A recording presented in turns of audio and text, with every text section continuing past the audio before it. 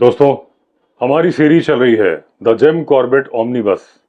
पिछली कहानियां प्लेलिस्ट में है और हमारी नई कहानी है द वुहान मैन ईटर। अब कॉर्बेट बोलते हैं कि उनका जो समर होम है उससे 18 मील की दूरी पर एक रिज चलता है जो कि पूर्व दिशा से पश्चिम दिशा की तरफ जाता है। उसका एल्टीट्यूड है 9000 फीट अबव सी लेवल। अब जो ये रिज है उसका जो ईस्टर्न पार्ट है उसके जो अपर स्लोप्स हैं वहां पर ओट की ग्रास है, यानी कि जई की घास। और जहां पर ये घास उगती है वहां से स्लोप्स काफी नीचे को जाते हैं। नीचे नजर आती है कोसी नदी और उसके बीच में जितना पहाड़ है वो है पथरीला पहाड़। अब एक दिन गांव की महिलाएं उस रिज के उत्तरी मुहाने पर ओट ग्रास यानी जई की घास काट रही थी। अचानक उनके सामने आ गया एक टाइगर। अब जो भगदड़ मची उसमें उस गांव की महिलाओं की पार्टी में एक जो थोड़ी उम्र दराज महिला थी वो चट्टानों के बीच में गिर गई, नजरों से ओझल हो गई। अब क्योंकि महिलाएं बहुत जोर से चिल्लाई थीं, उन चिल्लाने की आवाजों की वजह से टाइगर डर गया और जैसे आया था वैसे ही गायब हो गया। अब जब महिलाएं थोड़ा संभली, थोड़ा होश में आई तो उन्हें ध्यान आया कि उनके बीच की एक महिला चट्टानों के नीचे गिर गई थी। जब उन्होंने उस महिला को आवाज दी तो मालूम चला कि वो महिला चट्टानों के बीच की एक लेज यानी एक उभरी हुई चट्टान या लटकी हुई चट्टान के ऊपर खुद फंसी हुई है। अब जब चिल्ला के उस महिला से उसका हाल पूछा गया तो वो बोली वो बुरी तरह से घायल है। बाद में मालूम चला उसका एक पैर टूट गया था और पसलियां भी टूट गई थी। तो अब यह तय हुआ कि इस महिला को बचाना पड़ेगा। और जब इलाके की कठिनता को देखा गया तो उन महिलाओं ने डिसाइड किया कि यह काम महिलाओं के बस की बात नहीं है। इस काम के लिए गांव के पुरुषों को बुलाना पड़ेगा। लेकिन कोई भी महिला टाइगर के डर से वहां रुकना नहीं चाहती थी। तो उस महिला को इन्होंने बोला कि हम गांव के पुरुषों को खबर कर रहे हैं, तुम वहीं बने रहना। लेकिन वो महिला बोलने लगी कि भगवान के लिए मुझे अकेला छोड़ के मत जाओ।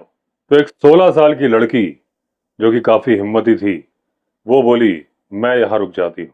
तो बाकी महिलाएं चली गई। वो लड़की धीरे धीरे नीचे उतर के जहां तक उस लटकी हुई चट्टान पर वो अपने पैर जमा सकती थी वहां जाके लड़की खड़ी हो गई। अब वो लेज जहां पर खत्म होती थी उसके बाद वो चट्टान थी, वहां से वो उस महिला को देख सकती थी लेकिन उस महिला तक पहुंच नहीं सकती थी क्योंकि लेज उसके पहले ही खत्म हो जाती थी।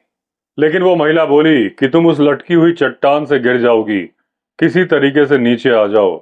तो वो लड़की धीरे धीरे करके उस जगह तक पहुंच गई जहां वो महिला पड़ी थी। लेकिन वहां पर इतनी जगह नहीं थी कि दो लोग लेट सके। तो वो लड़की उकड़ू बैठ गई। अब गांव वहां से 4 मील की दूरी पर था और वो महिलाएं टाइम कैलकुलेट करने में लग गई कि जो लड़कियां यहां से गई हैं वो कितनी देर में वापस आएंगी। क्योंकि जब वो दिन में गांव में पहुंचेंगी वहां उन्हें कोई पुरुष मिलेगा नहीं क्योंकि सारे पुरुष अपने अपने खेतों पे गए होंगे। तो वो हिसाब लगाती रही कि रेस्क्यू पार्टी जब आएगी तो वो इसमें कितना टाइम लेगी। अब ये लोग जो बातें कर रही थी आपस में फुसफुसा के कर रही थी क्योंकि इन्हें मालूम था कि टाइगर नजदीक ही है। अगर वो सुन लेगा इनकी फुसफुसाहट तो उसे मालूम चल जाएगा कि उसका शिकार यहां पर है। अब वो लड़की उस महिला की तरफ फेस करके बैठी थी, उस लड़की के सिर के पीछे की तरफ से। ऐसा कुछ देखा इस महिला ने कि उसका चेहरा सफेद हो गया। उसके चेहरे पर आ गए डर के भाव। और इस लड़की ने जब इस महिला के चेहरे पर डर के भाव देखे या फिर देखी मौत, तो उसने मुड़ के पीछे देखा। और जब मुड़ के पीछे देखा तो देखा टाइगर धीरे धीरे उतरने की कोशिश कर रहा था। अब जब इस तरह का खतरनाक जानवर आपकी तरफ बढ़ रहा हो तो ऐसी कंडीशन में ज्यादातर लोगों की आवाज भी बंद हो जाती है, दिमाग काम करना बंद कर देता है। थोड़ी देर के लिए उस इंसान को लकवा सा मार जाता है। कई बार तो जब सपना भी हम देखते हैं और हमारी जब आंख खुलती है, हम पसीने से तर-बतर होते हैं, तो हम भगवान को धन्यवाद देते हैं कि थैंक गॉड ये सिर्फ सपना था। लेकिन उन लड़कियों के लिए ये सपना नहीं था, ये हकीकत थी। मौत उनके सामने खड़ी थी। अब धीरे धीरे टाइगर आगे बढ़ रहा था। भागने का कोई रास्ता था ही नहीं, यानी मौत सामने से आ रही थी, बचाव का कोई तरीका था नहीं। अब मोती सिंह, जो कि मेरा पुराना दोस्त था, उस गांव में गया हुआ था अपने किसी बीमार रिश्तेदार से मिलने के लिए। तब ये सारी लेडीज वहां पर आईं और उन्होंने बताया कि ऐसे ऐसे टाइगर आ गया और क्या क्या घटनाक्रम हुआ। अब मोती सिंह ने उस रेस्क्यू पार्टी को लीड किया, उन महिलाओं के साथ उस जगह पर पहुंचा, देखने की कोशिश की कि वो महिला कहाँ है। तो एक डरी हुई महिला नीचे पड़ी थी और उसके पास थे खून के छींटे। अब उस घायल महिला को गांव ले जाया गया और जब काफी देर के बाद वो बोलने चालने की स्थिति में आई, तो उसने जो घटनाक्रम बताया वो सुनते ही मोती सिंह 18 मील पैदल चल पड़ा मुझ तक आने के लिए। अब मोती सिंह मेरे पास आया। उसकी उम्र थी 60 साल से ऊपर। मैंने उसको बोला, तुम बहुत थके हो, तुम आराम करो। लेकिन मोती सिंह ने कहा, मैं कुछ थका नहीं हूं, मैं आपके साथ ही चलूंगा। तो मोती सिंह मेरे साथ ही चल पड़ा। लेकिन जब मैं वहां पर पहुंचा, इस घटना को 24 घंटे हो चुके थे। वहां इन्वेस्टिगेशन करने जैसा कुछ था नहीं। टाइगर उस बहादुर लड़की को लेकर चला गया था। थोड़ा सा खून, थोड़ी सी हड्डियां और कुछ कपड़े फटे हुए उस बहादुर लड़की के, जो अपनी मर्जी से रुकी थी, जो कि अब इस दुनिया में थी नहीं। थे तो कुछ अवशेष, कपड़े, हड्डी और खून। तो ये पहला इंसानी शिकार था उस टाइगर के द्वारा, जो कि बाद में सरकारी दस्तावेजों में अंकित हुआ द मुहान मैन ईटर के नाम से। अब उस लड़की को मारने और खाने के बाद मुहान मैन ईटर कोसी नदी के तरफ चला गया सर्दियां बिताने के लिए। रास्ते में उसने 2 आदमी मारे, पीडब्ल्यूडी के, और एक रिश्तेदार मारी जो कि विधान परिषद के सदस्य थे। अब जैसे ही सर्दियां बीती, वो फिर अपनी पुरानी जगह पे आ गया। कई सालों तक, यहां से लेके कोसी नदी से लेके गर्जिया तक और फिर काकरी घाट तक, ये मोहान मैन ईटर वारदात पे वारदात करता रहा।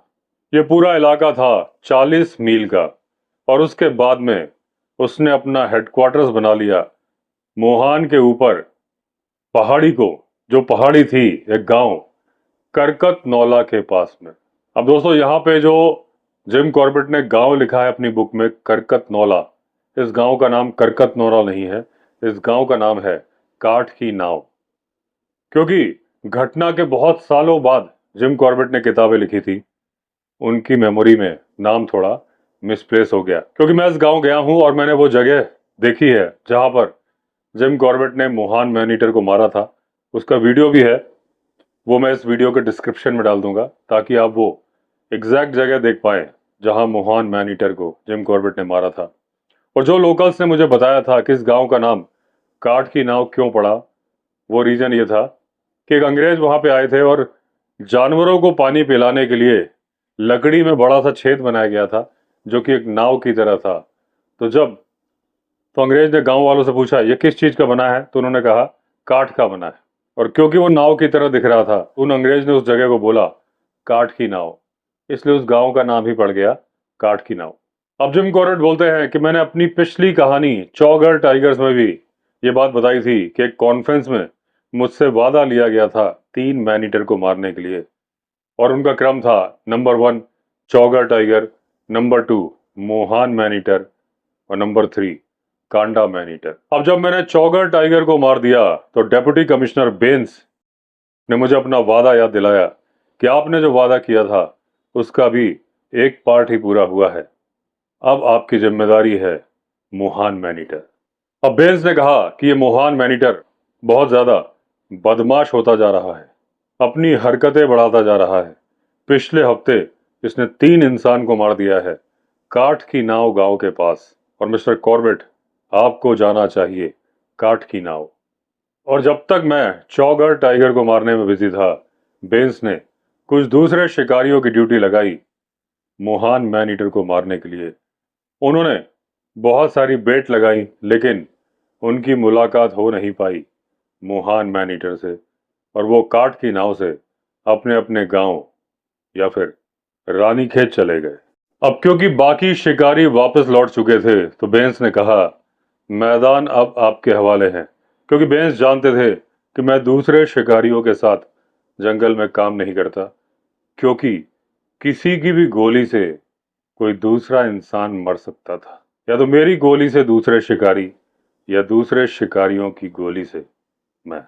अब मई का बहुत ही गर्म दिन था, जब अपने दो साथी और 6 गढ़वालियों के साथ जिम कॉर्बेट हल्द्वानी से बैठे रामनगर रेलवे स्टेशन पर उतरे। अब इनको जाना था 24 किलोमीटर की यात्रा पर, वो भी पैदल। अब पहले दिन रात गुजारी हमने गर्जिया में। गर्जिया में फॉरेस्ट बंगलो था, लेकिन क्योंकि बेंस का लेटर मिलने के बाद मैं जल्दी में निकला था, तो गर्जिया फॉरेस्ट बंगलो में रुकने की परमिशन मैं ले नहीं पाया था, इसलिए मुझे सोना था खुले में। अब गर्जिया में कोसी नदी के दूसरी तरफ एक बड़ी सी चट्टान है, और जब मैं सोने की कोशिश कर रहा था, तो मुझे लग रहा था उस चट्टान से पत्थर गिर रहे हैं। अब मुझे लगने लगा कि दो पत्थर आपस में रगड़ खा रहे हैं, और थोड़ी देर बाद इस आवाज ने मुझे परेशान करना शुरू कर दिया। अब रात बहुत गर्म थी, लेकिन चांदनी रात थी, रोशनी आ रही थी, और पर्याप्त रोशनी थी कि अगर मैं अपने कैंप से निकलकर चलूं, तो मेरा पैर किसी सांप पर नहीं पड़ेगा।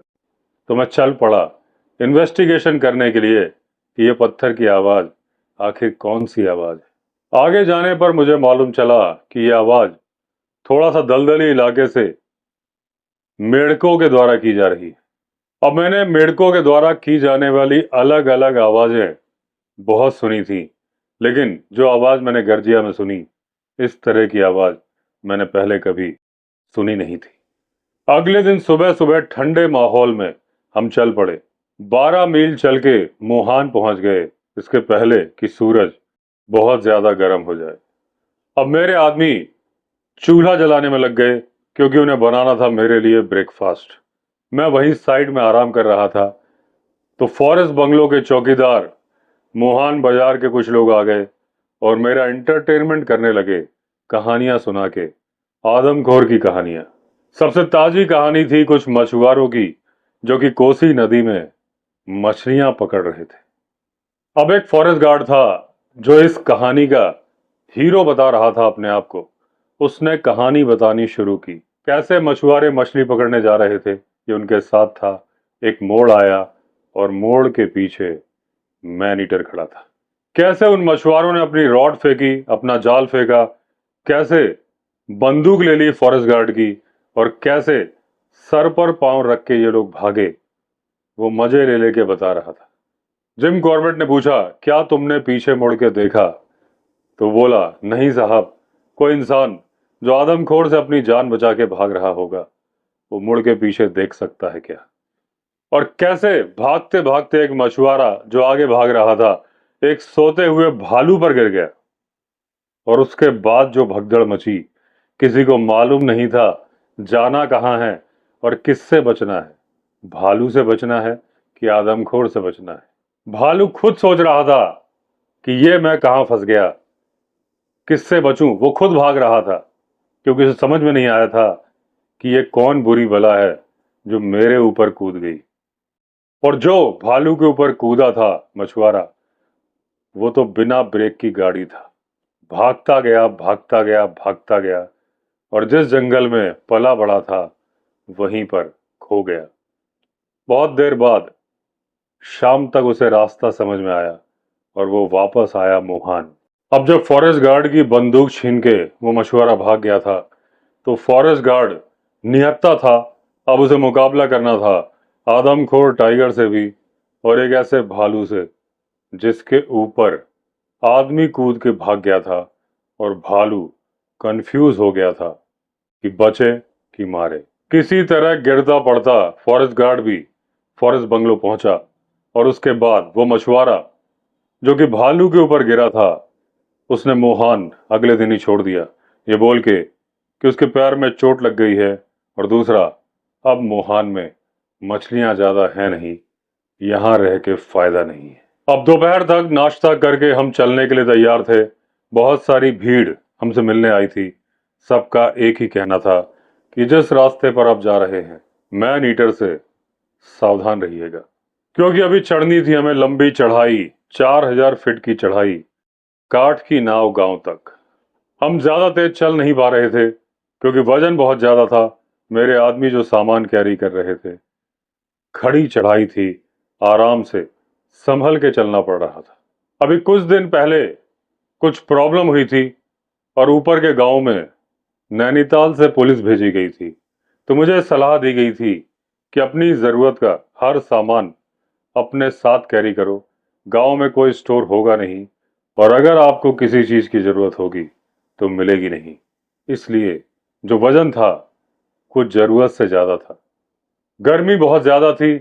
हम रुकते रुकाते ऊपर पहाड़ों पर खेतों के पास तक पहुंच गए। अब क्योंकि गांव नजदीक आ गया था, तो मेरे आदमियों को आदमखोर से खतरा नहीं था, क्योंकि जंगल हम छोड़ आए थे। तो मैंने उनको वहां छोड़ दिया। मैं चल पड़ा अकेले ही फॉरेस्टर्स हट की तरफ, जो कि मोहान से भी नजर आती थी। और जब मैं मोहान में था तो फॉरेस्ट गार्ड ने इशारे से मुझे बताया था कि वो जो पहाड़ की चोटी पे आपको झोपड़ी दिख रही है, वही आपके रुकने की बेहतर जगह है। दोस्तों, जिस फॉरेस्ट हट की बात कर रहे हैं वो अभी भी मौजूद है, मैंने देखी है। और जो मेरा वीडियो इस वीडियो के डिस्क्रिप्शन में पड़ा है, उसमें मैंने दिखाई भी है। लकड़ी का बड़ा सा हॉल था। उस टाइम पर वो 2 हिस्सों में डिवाइडेड था, जैसा कि मुझे वहां केयरटेकर ने बताया। लेकिन अभी की कंडीशन में एक बड़ा सा हॉल है। आधे हिस्से में घोड़े बांधे जाते थे, आधे हिस्से में जिम कॉर्बेट रुके थे, और एक किचन जहां उनके आदमी खाना बनाते थे, वो भी अभी सही सलामत है। वो जो हट है, वहां से बहुत दूर का कोसी नदी का व्यू नजर आता है, मोहान भी नजर आता है, जैसा कि इस बुक में भी लिखा है। तो मैं उस हट तक पहुंच गया। बीच में एक रवीन था जहां पर काफी घनी झाड़ियां थी। यहां मेरी मुलाकात हुई एक औरत से जो मिट्टी का घड़ा भर रही थी, क्योंकि वहां पर एक जगह से पानी निकल रहा था। अब मुझे लगा अगर मैं अपने रबर सोल वाले जूते लेके आराम से उसके पास जाऊंगा, कहीं वो डर ना जाए। इसलिए मैंने पहले से ही खास दिया कि उसे मालूम चल जाए कि मैं वहां पर आ रहा हूं। लेकिन जैसे ही मैंने खासा, वो तेजी से उठ के चल पड़ी। वो औरत थोड़ी चौंक गई। अब मैं उससे कुछ गज की दूरी पर था।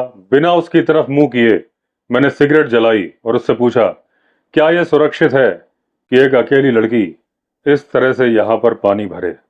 वो लड़की बोली, सुरक्षित तो नहीं है, लेकिन मजबूरी भी है। बिना पानी के जिंदा नहीं रह सकते। और क्योंकि मेरे घर में कोई दूसरा आदमी था नहीं जो मेरे साथ आ सके, इसलिए मैं अकेली आई। जिम कॉर्बेट ने पूछा, तुम्हारे घर में कोई मर्द नहीं है? वो लड़की बोली, मर्द है, लेकिन वो खेत पे काम कर रहा है, और वैसे भी पानी लाना औरतों की ही जिम्मेदारी होती है। अब कॉर्बेट ने पूछा, कितना टाइम लगेगा घड़ा भरने में? वो औरत बोली, थोड़ी देर और। अब वो औरत घबराना बंद कर चुकी थी। वो तैयार हो चुकी थी जिम कॉर्बेट के पूछे जाने वाले सवालों का जवाब देने के लिए। अब वो तैयार हो चुकी थी जिम कॉर्बेट का इंटरव्यू करने के लिए, और जिम कॉर्बेट की बारी थी उसके सवालों का जवाब देना। क्या तुम पुलिस वाले हो? नहीं। क्या तुम फॉरेस्ट वाले हो? नहीं। तो फिर तुम कौन हो? मैंने कहा, मैं केवल एक आदमी हूं। यहां क्यों आए हो? मैं यहां पर काठ की नाव गांव के निवासियों की मदद करने आया हूं। कैसे मदद करोगे? आदमखोर बाघ को गोली मार के। तुम्हें किसने बताया कि यहां पर आदमखोर बाघ है? और तुम अकेले क्यों आए हो? तुम्हारे साथ कोई आदमी नहीं आए? अगर आए तो वो कहाँ है? और अगर आदमी आए हैं तो कितने आदमी आए? कहाँ रुके हो?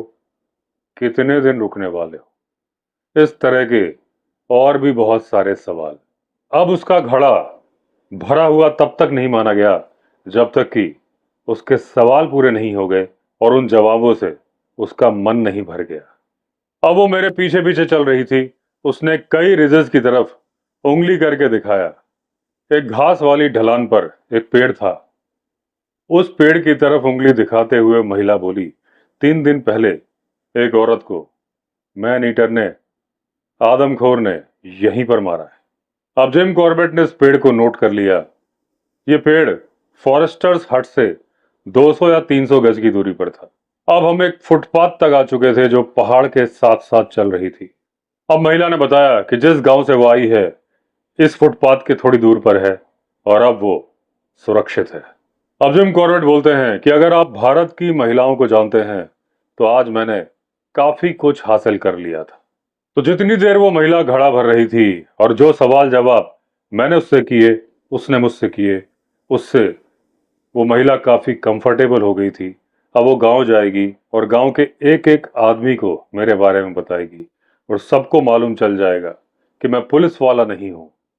और इस तरह से उस महिला से बात करके मैंने पूरे गांव का विश्वास जीत लिया था। अब जो फॉरेस्टर हट थी, वो जो रास्ता था उसके लेफ्ट हैंड साइड पे थी और दरवाजे पर एक चेन बंधी थी जिसे खोल के मैं अंदर घुसा।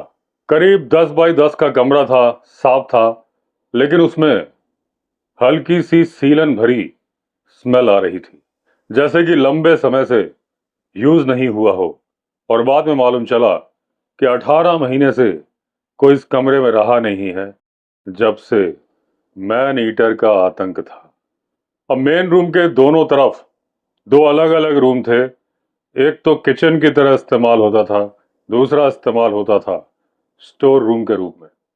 दोस्तों, जिम कॉर्बेट का ये प्लेस मैंने विजिट किया है, जो कि डिस्क्रिप्शन में वीडियो में है, आप देख सकते हैं। तो मुझे वहाँ केयर टेकर ने बताया था कि एक साइड घोड़े बनते थे, एक साइड लोग रहते थे। इसका मतलब ये चीज जिम कॉर्बेट के बाद में हुई होगी। जब जिम कॉर्बेट रहे उस टाइम पे एक रूम रहने का था, एक साइड स्टोर रूम था और एक साइड किचन था। तो जो स्टोर रूम था उसके लिए जिम कॉर्बेट ने सोचा कि उनके आदमियों के रहने के लिए ये परफेक्ट जगह है। अगर खिड़की खोल दी जाए तो हवा भी आ सकती है और पिछली साइड का अगर दरवाजा खोल दिया जाए तो क्रॉस वेंटिलेशन के साथ हवा भी आ सकती है। अब जिम कॉर्बेट बाहर गए और रोड और उस हट के बीच में एक जगह सेलेक्ट करी जहां पर लगाने वाले थे वो अपना टेंट। अब उस हट में जिम कॉर्बेट ने सोचा कि वो खुद नहीं रहेंगे, अपने आदमियों को रुकवाएंगे और अगर पीछे का दरवाजा खोल दिया जाए तो क्रॉस वेंटिलेशन के साथ हवा भी आती थी। अब जिम कॉर्बेट बाहर गए, रोड और उस हट के बीच में एक जगह सेलेक्ट करी जहां लगाने वाले थे वो अपना टेंट। अब उस हट में किसी तरह का कोई फर्नीचर नहीं था, कोई चेयर नहीं थी। तो पास में एक चट्टान थी, उसके ऊपर जिम कॉर्बेट बैठ गए और अपने आदमियों के आने का इंतजार करने लगे। अब इस जगह पर जो रिज था वो करीब 50 गज चौड़ा था और रिज के दक्षिणी हिस्से पर यह हट बनी थी और गांव था रिज के उत्तरी हिस्से पर और हट से गांव नजर नहीं आता था। अभी जिम कॉर्बेट को चट्टान पर बैठे 5-10 मिनट ही हुए थे कि थोड़ी दूर से एक सिर नजर आया, फिर दूसरा, फिर तीसरा। जिम कॉर्बेट समझ गए कि गांव वालों को मेरे आदमियों ने मेरे आने की खबर दे दी। अब कॉर्बेट बोलते हैं कि भारत में जब दो अजनबी मिलते हैं तो आपस में वो सवाल भी कर लेते हैं जो विदेशों में लोग नहीं करते, जैसे कि तुम्हारी शादी हो गई कि नहीं हो गई, कितने बच्चे हैं, कितने लड़के हैं, कितनी लड़की हैं, क्या काम करते हो, तुम्हारी तनख्वाह कितनी है और अगर तुम्हारी शादी नहीं हुई तो क्यों नहीं हुई। और यहां पर रेगुलर वे में हमेशा ये सवाल पूछे जाते हैं, तो कोई इन सवालों का बुरा भी नहीं मानता। अब घड़े में पानी भरती हुई महिला से जो मेरे सवाल जवाब हुए थे, उसने मुझसे बहुत सारे सवाल किए थे, लेकिन कुछ ऐसे सवाल थे जो महिलाएं पुरुषों से नहीं पूछती। अब वो सवाल भी मुझसे पूछे जा रहे थे, क्योंकि अब पूछने वाले मर्द थे। अब उन लोगों ने पास के एक झरने से एक केटल भर ली थी पानी से, सूखी लकड़ियां भी इकट्ठी कर ली थी। अब पानी उबल रहा था, चाय बन रही थी, चाय के साथ पेश किए गए बिस्किट्स। अब जब मैंने कंडेंस मिल्क का डब्बा खोला तो मैंने सुना गांव के लोग मेरे आदमियों से पूछ रहे थे, कंडेंस मिल्क यानी कि पाउडर मिल्क क्यों इस्तेमाल कर रहे हैं, जबकि फ्रेश मिल्क इस्तेमाल करना चाहिए। मेरे आदमियों ने कहा फ्रेश मिल्क है नहीं, और उनको बताया गया कि यहाँ पर पहले परेशानी चल रही थी, पुलिस आ गई थी, तो हमें उम्मीद नहीं थी कि हमें फ्रेश मिल्क मिल पाएगा, इसलिए हम बहुत सारा मिल्क पाउडर लेके आए। अब उन लोगों में खुसफुस चालू हो गई और उसके बाद एक व्यक्ति सामने आया। वो व्यक्ति काठ की नाव गांव का मुखिया था। उसने कहा, साहब, ये हम लोगों का अपमान है कि आप मिल्क पाउडर लेके आए हैं, जबकि हमारे गांव में फ्रेश मिल्क बहुतायत में उपलब्ध है। जिम कॉर्बेट ने कहा, मैं अपनी गलती स्वीकार करता हूं, लेकिन क्योंकि मैं इस इलाके से अजनबी था, यहां मैं किसी को जानता नहीं था, इसलिए मैंने ऐसी गलती की।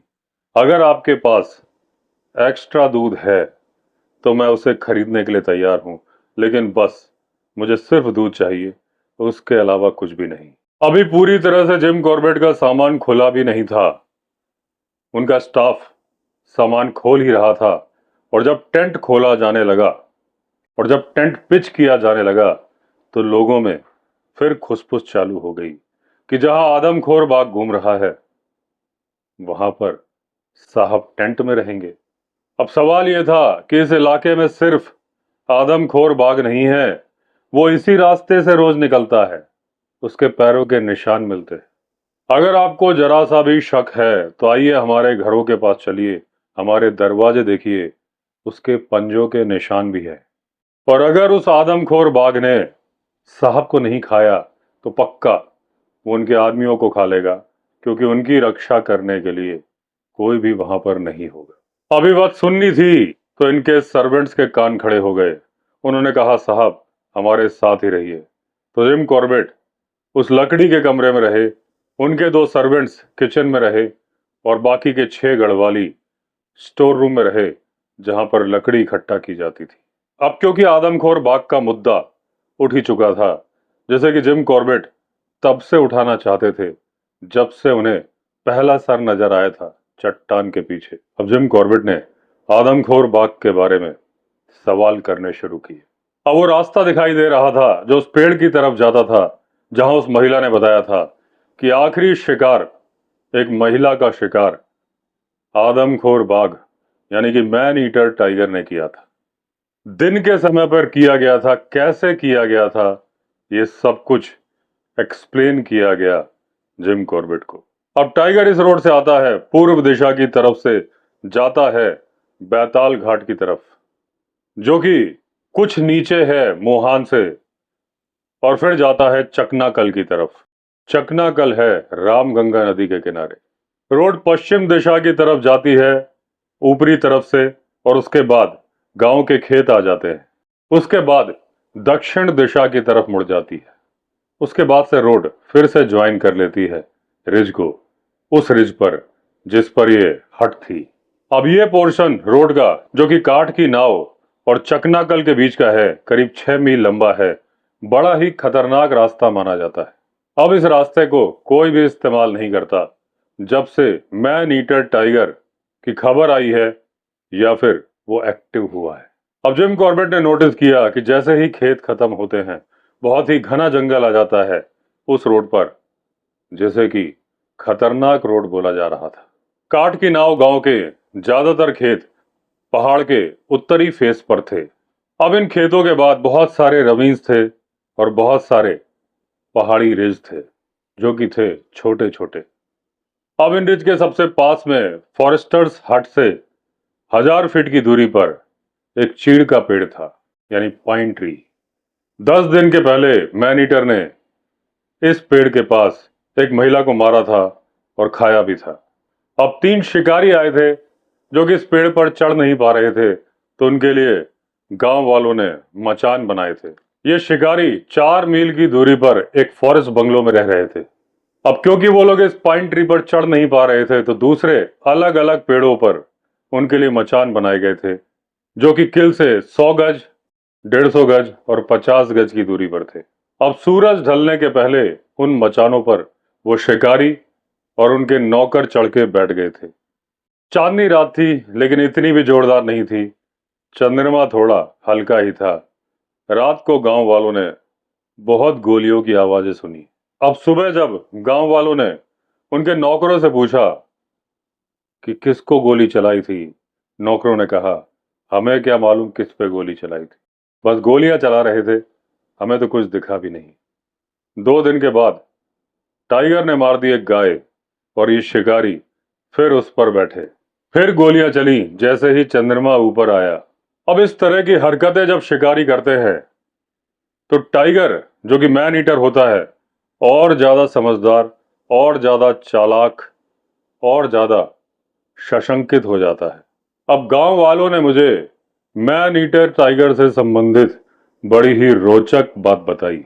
उन्होंने बताया कि जब ये मैन ईटर टाइगर गांव के बीच से गुजरता है तो ये कराहने की आवाजें निकालता है। अब और ज्यादा सवाल जब कॉर्बेट ने पूछे तो मालूम चला कभी कभी तो यह आवाज लगातार आती रहती है और जब कभी टाइगर रुक जाता है तो यह आवाज भी रुक जाती। अब इन बातों से जिम कॉर्बेट ने अंदाजा लगाया कि इस टाइगर को चोट लगी है और वो चोट ऐसी है। अब जब चलता है तभी दर्द देती है, इसका मतलब ये चोट पैर में है। और फिर कॉर्बेट को लगा कि ये चोट इस टाइगर को किसी शिकारी ने नहीं मारी है, यानी कि वो शिकारी जो कि रानीखेत से आए थे, क्योंकि ये आवाज पहले से आती है। कॉर्बेट को लगा ये चोट ही वो कारण है जिसकी वजह से ये टाइगर मैन ईटर बना है। अब ये सवाल जिम कॉर्बेट के मन में कौंध रहा था और उन्हें मालूम था इसका उत्तर तो तभी मिलेगा जब ये मैन ईटर मारा जाएगा। अब जब गांव के लोगों ने पूछा कि आप ये क्यों जानना चाहते हैं कि उसकी कराहने की आवाज कितनी आती है, कब आती है, जिम कॉर्बेट ने बताया, इससे मुझे पता चला कि इसके पैरों में चोट है। अब सोचने वाली बात यह है कि यह चोट गोली की वजह से हुई है या किसी साही के कांटे की वजह से या और किसी वजह से। तो गांव के लोगों ने बोला कि ऐसा हो नहीं सकता कि उसके पैर में चोट हो, क्योंकि उन्होंने टाइगर को देखा है बड़े आराम से चलता है और जब जब वो शिकार करता है अपने शिकार को आराम से खींच के ले जाता है, लगता नहीं है कि उसके पैरों में चोट है। लेकिन जो मैंने बोला था इसको गांव वालों ने याद रखा था और बाद में मेरी तारीफ की गई कि मेरा जंगल का नॉलेज बहुत है, मेरे सोचने की क्षमता दूसरे लेवल की है। अब जब जिम कॉर्बेट रामनगर से निकल रहे थे तो उन्होंने तहसीलदार से बोला था कि 2 यंग बुफेलो मेरे लिए खरीद लेना, मुहान भेज देना, वहां से मेरे आदमी उन्हें ऊपर लेके आ जाएंगे। अब मैंने गांव वालों से बोला कि मैं उन 2 भैंसों में से एक को उस पेड़ के पास बांधना चाहता हूं जहां उस महिला को टाइगर ने मारा था और दूसरी को बांधना चाहता हूं उस खतरनाक रोड पर जो कि जाती है चकनाकल की तरफ। अब गांव के लोगों ने बोला ये बहुत ही अच्छा आइडिया है, इससे बेहतर जगह तो उन्हें भी समझ में नहीं आ रही, लेकिन वो लोग आपस में चर्चा करेंगे जब गांव जाएंगे और अगर कुछ और सजेशंस हुए तो आपको अगले दिन आकर बताएंगे। अब अंधेरा होने को था, सारे लोग जाने लगे। गांव के मुखिया ने कहा कि वो आसपास के गांव के मुखिया को भी मेरे आने की खबर दे देगा, उन्हें यह भी बता दिया जाएगा कि ये साहब किस लिए आए हैं और इसलिए अगर कहीं पर भी कोई घटना हो तत्काल प्रभाव से साहब तक खबर पहुंचाई जाए। अब जो कमरे में स्मेल आ रही थी क्योंकि वो इस्तेमाल नहीं हुआ था, काफी कम हो गई थी, लेकिन अभी भी वो स्मेल कमरे के अंदर जाने पर मालूम चल रही थी। लेकिन जिम कॉर्बेट ने उस स्मेल को अवॉइड किया, नहाया, डिनर किया, दरवाजे के पास में 2 पत्थर लगा दिए क्योंकि दरवाजा बंद करने का कोई दूसरा तरीका नहीं था और क्योंकि ये बुरी तरह से थके हुए थे तो इसके बाद ये सोने चले गए और घोड़े बेच के सो गए। अब कॉर्बेट बोलते हैं क्योंकि मैं जंगल में रहता हूं, किसी भी आहट पर मैं जल्दी जग जाता हूं। रात को 2-3 घंटे के बाद मेरी नींद खुल गई क्योंकि मुझे जंगल की तरफ से किसी जानवर के चलने की आवाज आ रही थी और ये आवाज आ रही थी ठीक पीछे के दरवाजे की तरफ। अब एक हाथ में टॉर्च और राइफल पकड़ने के बाद अपने पैर से वो पत्थर जिम कॉर्बेट ने हटाया। जैसे ही दरवाजा खुलने की आवाज हुई, किसी जानवर के दूर हटने की भी आवाज हुई। अब जिस तरह की आवाज थी ये टाइगर भी हो सकता था, लेपर्ड भी हो सकता था और एक बड़ा सा पॉर्क्यूपाइन यानी कि शाही भी हो सकता था। जंगल बहुत घना था, आगे जंगल में जाके कुछ देख पाना संभव नहीं था। मैं वापस कमरे के अंदर आ गया, पत्थर दोबारा लगा दिया दरवाजे के पीछे अब मैंने नोटिस किया मेरा गला दुख रहा था, मेरा गला खराब हो गया था, बहुत दर्द हो रहा था। और ये पक्का इसलिए हुआ था कि जब मैं मोहान की तरफ धूप में चढ़ के आया था, उसके बाद मैं ठंडी हवा में बैठ गया था शाम को। लेकिन जब सुबह मेरे आदमी पत्थर हटा के अंदर आए और मेरे लिए चाय लेके आए, तो मुझे मालूम पड़ा मुझे लेरिंजाइटिस हो गया है। और वो शायद इसलिए हो गया था कि 18 महीने से खाली हट के अंदर में सोया था, और इसमें पक्का चमगादड़ भी रहते रहे होंगे। अब मेरे आदमियों ने बताया कि जो आदमी किचन में सोए थे वो तो बच गए, जो 6 गढ़ वाली स्टोर रूम में सोए थे वो भी ठीक इसी तरह की प्रॉब्लम बता रहे हैं। अब मेरी जो मेडिसिन किट थी उसमें 2 आउंस की बॉटल थी आयोडीन की, और कुछ टैबलेट्स थी कुनैन की। और जब अपना गन केस इन्होंने चेक किया तो उसमें परमैंगनेट की एक स्ट्रिप थी जो इनकी बहन ने उन्हें दी थी जब ये आ रहे थे। अब जो पैकेट था वो गन ऑयल से भीग गया था, लेकिन परमैंगनेट के क्रिस्टल्स अभी भी थे। अब कुछ क्रिस्टल्स टीन में उबलते हुए पानी में इन्होंने डाले, साथ में डाला आयोडीन। अब इससे गरारा करना बड़ा ही फायदेमंद था। हालांकि इससे गरारा करने में दांत काले हो गए थे, लेकिन आराम बहुत मिला। अब सुबह नाश्ता करने के बाद इन्होंने अपने आदमियों को भेज दिया कि जाके मोहान से भैंसे ले आओ। 4 आदमी भेजे थे भैंसे लाने के लिए। खुद जिम कॉर्बेट चल पड़े उस जगह पर जहां पर महिला को मारा था टाइगर ने। क्योंकि रात को इनको सारे डायरेक्शंस समझा दिए गए थे, तो इन्हें कोई दिक्कत नहीं हुई उस पेड़ को ढूंढने में जहां टाइगर ने महिला को मारा था। उस महिला ने घास काट ली थी, उनके गट्ठे बना रही थी। अब वो घास के गट्ठे उसी तरह से रखे हुए थे, कहीं पर लूज घास भी रखी थी, उसके पास में रस्सी भी रखी थी। उसी के पास में कुछ बंडल घास के और पड़े थे जो कि उस महिला की साथियों के थे। जब उन्होंने देखा था कि टाइगर महिला पर अटैक कर रहा है, तो अपने घास के गट्ठे छोड़कर वो महिलाएं गांव की तरफ भाग गई थी। अब गांव के लोगों ने बोला था कि उस महिला की बॉडी मिली ही नहीं, लेकिन जिस हिसाब से गट्ठे पड़े थे, रस्सियां पड़ी थी, उसकी दराती पड़ी थी, मैं समझ गया उस महिला को ढूंढने की कोई कोशिश की ही नहीं गई थी। अब जहां पर उस महिला को टाइगर ने मारा था वहां पर एक लैंडस्लाइड था। लैंडस्लाइड के ऊपरी हिस्से में टाइगर ने महिला को मारा था, और टाइगर लैंडस्लाइड के निचले हिस्से की तरफ ले गया था उस महिला को। यहां पर टाइगर ने इंतजार किया था कि बाकी की महिलाएं जो चिल्लाकर भाग रही थी उसकी निगाहों से ओझल हो जाए। उसके बाद उसने वो रिज क्रॉस किया था जो कि इस फॉरेस्टर हट से नजर आता था। उसके बाद उस महिला को लेके पहाड़ के नीचे की तरफ करीब 1 मील की दूरी तक ले गया था, जहां पर घना जंगल है, पेड़ का भी, घनी झाड़ियों का भी। अब उसके जाने के ट्रैक्स 4 दिन पुराने हो चुके थे। अब उनका पीछा करके कोई फायदा नहीं था, क्योंकि कुछ हासिल नहीं होने वाला था। अब ये हट की तरफ मुड़े। उस रिज पर चढ़ना बहुत ही कठिन काम था। और जब दोपहर तक जिम कॉर्बेट उस हट तक पहुंचे, देखा बहुत सारे बर्तन रखे हुए थे ढक्कनों के साथ में। उन सब बर्तनों के अंदर दूध था। एक दिन पहले तक तो जरा भी दूध नहीं था, आज इतना दूध आ चुका था, वो भी ताजा दूध, कि चाहो तो उसमें नहा लो। अब आदमियों ने कहा कि उनसे बोला गया कि इतना दूध नहीं चाहिए, लेकिन कोई भी अपना बर्तन ले जाने के लिए तैयार नहीं था। सबने कहा यह दूध यहीं रहेगा, और अब साहब मिल्क पाउडर नहीं पिएंगे। अब जिम कॉर्बेट को उम्मीद नहीं थी कि उनके आदमी जो कि भैंस लेने गए थे वो अंधेरा होने के पहले वापस आएंगे।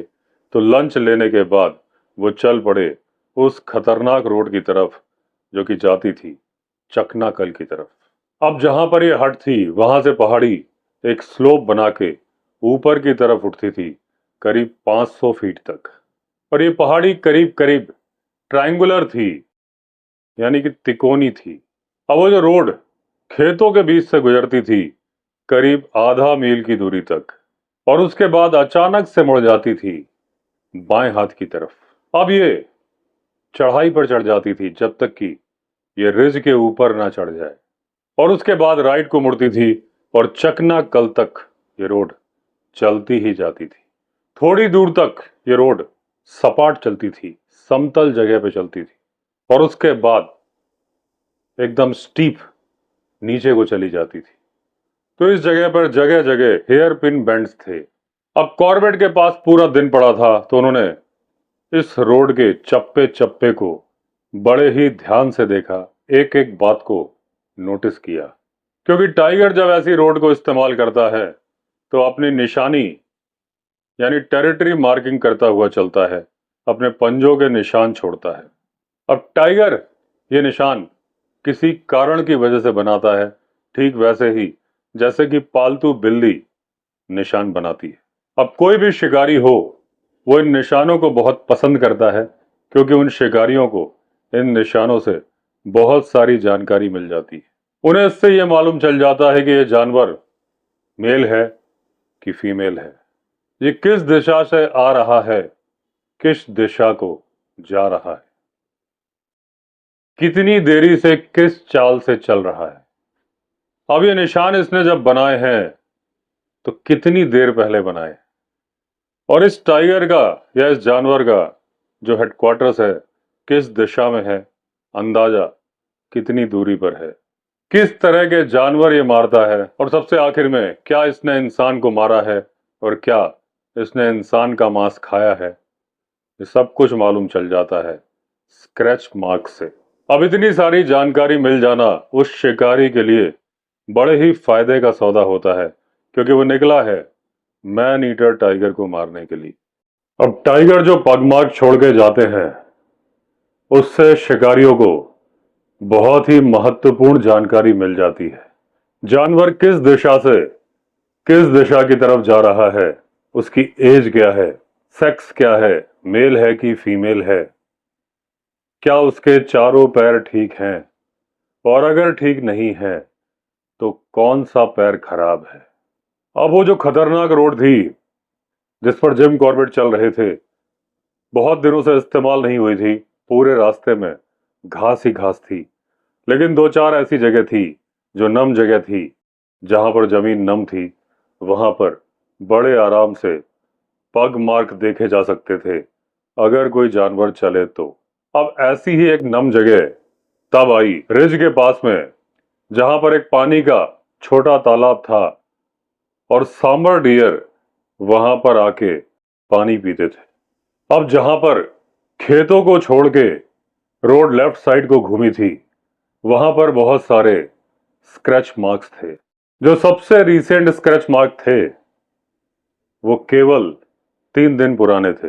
अब जहां पर ये स्क्रैच मार्क थे, वहां से रोड एक ओवर हैंगिंग रॉक यानी ऐसी चट्टान जो रोड के ऊपर झुकी हुई थी, उसके नीचे से गुजरते थे।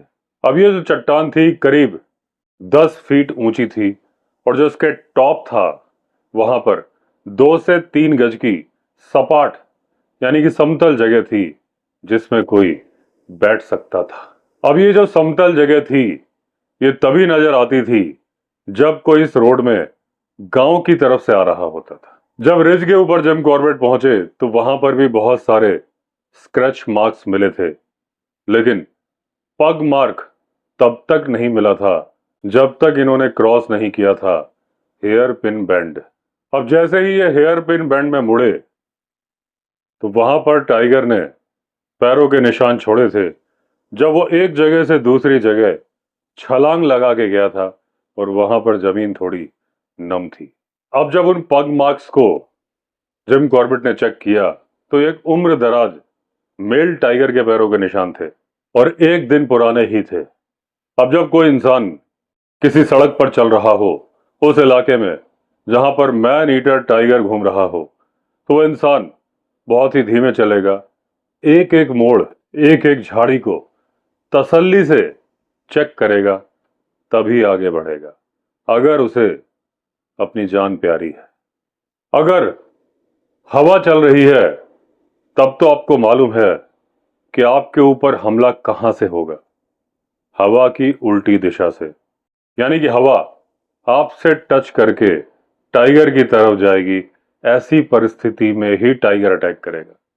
टाइगर ऐसे कभी अटैक नहीं करेगा जब हवा टाइगर से आपकी तरफ आ रही हो, लेकिन तब क्या जब हवा चल ही नहीं रही हो। और आज जब जिम कॉर्बेट वहां पर थे तो हवा नहीं चल रही थी, तो जब हवा नहीं चल रही है तब चारों दिशाओं में चौकस रहना होता है, क्योंकि हमला कभी भी कहीं से भी हो सकता है। अब ये महीना मई का महीना था। ये वो टाइम था जब 4000 से 5000 फीट समुद्र तल से ऊंचाई वाले क्षेत्रों में ऑर्किड में फूल आते हैं। और जो ऑर्किड्स यहां पर फूले थे, जिम कॉर्बेट बोलते हैं इससे बढ़िया वैरायटी मैंने कभी भी कहीं नहीं देखी थी। सफेद रंग का बटरफ्लाई ऑर्किड बहुत ही सुंदर लग रहा था और हर दूसरा पेड़ ऑर्किड से लदा हुआ था।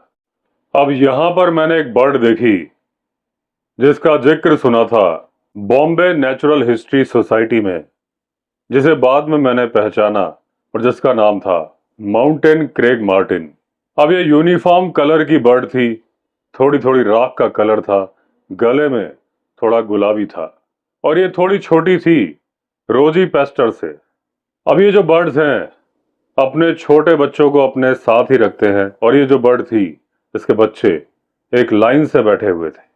सबसे ऊंचा पेड़ था, उसकी टहनी पर बैठे थे और इनके पेरेंट्स बीच बीच में उड़ के 200 से 300 गज की दूरी तक जाते थे, क्योंकि वो पकड़ के लाते थे कीड़े अपने बच्चों के लिए। और जो इनकी स्पीड थी वो देखने लायक थी। मुझे तो लगता है नॉर्थ इंडिया की बर्ड्स में सबसे तेज स्पीड थी।